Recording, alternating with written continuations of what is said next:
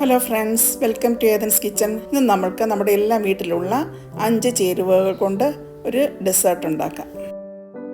വീട്ടിൽ ഗസ്റ്റൊക്കെ വരുമ്പോൾ നമുക്ക് പെട്ടെന്ന് ഉണ്ടാക്കാൻ പറ്റുന്ന ഒരു ഡിഷാണിത്. അതെങ്ങനെയാണ് ഉണ്ടാക്കുന്നത് നമുക്കിന്ന് നോക്കാം.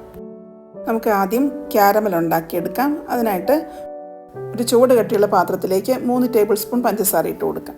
1 ടേബിൾ സ്പൂൺ വെള്ളം കൂടി ചേർത്ത് കൊടുക്കാം. ഇനി നമുക്ക് നന്നായി ഒന്ന് ഇളക്കി കൊടുക്കാം. 2 മിനിറ്റ് കഴിയുമ്പോൾ തന്നെ കളറൊന്ന് ചേഞ്ച് ചെയ്യാനായിട്ട് തുടങ്ങും. ഒത്തിരി ബ്രൗൺ ആകേണ്ട ആവശ്യമില്ല. കരികി കഴിഞ്ഞാൽ ഒരു കൈപ്രസമായിരിക്കും ക്യാരമലിന്. ഒരു ലൈറ്റ് ഗോൾഡൻ ബ്രൗൺ ആകുമ്പോൾ നമുക്ക് സ്റ്റൗ ഓഫാക്കി കൊടുക്കാം. നമ്മൾ ഉണ്ടാക്കിയെടുത്ത ക്യാരമൽ പെട്ടെന്ന് തന്നെ ഏത് പാത്രത്തിലാണോ പുഡിംഗ് ഉണ്ടാക്കുന്നത് ആ പാത്രത്തിലേക്ക് ഒഴിച്ച് ഇതുപോലെ സ്പ്രെഡ് ചെയ്ത് കൊടുക്കണം. അല്ലെങ്കിൽ പെട്ടെന്ന് കട്ടിയായി പോകും. ഇനി ഇതൊന്ന് മാറ്റി വയ്ക്കാം. ഇനി ഒരു പാൻ അടുപ്പിൽ വെച്ച് അതിലേക്ക് 1 ടേബിൾ സ്പൂൺ ബട്ടർ ഇട്ട് കൊടുക്കുക. അതൊന്ന് മെൽറ്റായി വരുമ്പോൾ ഒരു 500 ml പാല് നമുക്കിതിലേക്ക് ഒഴിച്ചു കൊടുക്കാം. ഇതിലേക്ക് ഒരു 1/2 കപ്പ് പഞ്ചസാരയും കൂടി ചേർത്ത് കൊടുക്കാം. എല്ലാം കൂടി നന്നായിട്ടൊന്ന് ഇളക്കി കൊടുക്കാം.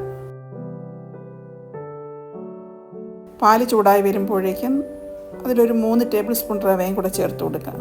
റവ ഇട്ട് നന്നായിട്ട് ഇളക്കി കൊടുക്കാം. റവ ചേർത്ത് കഴിഞ്ഞാൽ നമ്മളത് ഇളക്കിക്കൊണ്ടേയിരിക്കണം. തിളച്ച് കഴിയുമ്പോഴേക്കും നന്നായിട്ട് കുറുകി വരുന്നതായിരിക്കും. ഏകദേശം 2 മിനിറ്റ് വരെ തിളപ്പിക്കണം. റവ ഇട്ടതിന് ശേഷം റവ നന്നായിട്ട് കുറുകി വന്നിട്ടുണ്ട്. നമുക്കിനി സ്റ്റൗ ഓഫാക്കാം. ഇനി ഇതൊന്ന് തണുക്കാനായിട്ട് മാറ്റി വയ്ക്കാം. ഇനി വേറൊരു ബൗളെടുത്ത് അതിലേക്ക് 2 മുട്ട പൊട്ടിച്ച് അതിലേക്ക് 1 ടീസ്പൂൺ വാനില എസൻസ് ഒഴിച്ചു കൊടുക്കാം. ഒരു ഫ്ലേവർ കിട്ടാനായിട്ടാണ് വാനില എസൻസ് ചേർത്തിരിക്കുന്നത്. വാനില എസൻസ് നിങ്ങളുടെ കയ്യിലില്ലെങ്കിൽ ഒരു 1/2 ടീസ്പൂൺ ഏലക്കാപ്പൊടി ചേർത്ത് കൊടുക്കാം. തണുക്കാനായി മാറ്റി വെച്ചിരിക്കുന്ന പാൽ മിക്സിലേക്ക് നമുക്ക് മുട്ട പതച്ചതും കൂടെ ചേർത്ത് നന്നായിട്ട് ഇളക്കി കൊടുക്കണം. അങ്ങനെ നമ്മുടെ പുഡിംഗ് മിക്സ് റെഡി ആയിട്ടുണ്ട്. ക്യാരമലൊക്കെ സെറ്റായി വന്നിട്ടുണ്ട്. അതിലേക്ക് നമുക്ക് പുഡിംഗ് മിക്സ് പെട്ടെന്ന് തന്നെ ഒഴിച്ചു കൊടുക്കാം. നമ്മളിത് ആവിയിലാണ് വേവിച്ചെടുക്കുന്നത്. അതിനായിട്ട് ഒരു അപ്പച്ചെമ്പ് അടുപ്പിൽ വെച്ച് വെള്ളം വെച്ച് തിളപ്പിച്ചതിന് ശേഷം അതിലേക്ക് നമുക്കിത് വെച്ച് കൊടുക്കാം. മൂടി വെച്ച് ഒരു 30 മുതൽ 35 മിനിറ്റ് വരെ വേവിച്ചെടുക്കാം. 30 മിനിറ്റ് ആയിട്ടുണ്ട്. നമുക്ക് വെന്തോന്ന് നോക്കാം. അതിനായിട്ട് എന്തെങ്കിലും സ്റ്റിക്ക് ഉപയോഗിച്ചത് കുത്തി നോക്കാം. ക്ലിയറായിട്ട് വന്നിട്ടുണ്ടെങ്കിൽ വെന്തെന്നുള്ളതാണ്.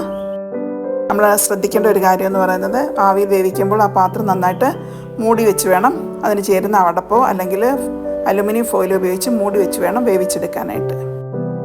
ഇനി വേറൊരു പാത്രം വെച്ചിട്ട് അതിലേക്ക് നമുക്ക് തിരിച്ചിട്ട് കൊടുക്കാം. പുഡിങ് 2 മണിക്കൂർ തണുപ്പിച്ചതിന് ശേഷം കഴിക്കുന്നതാണ് ടേസ്റ്റ്.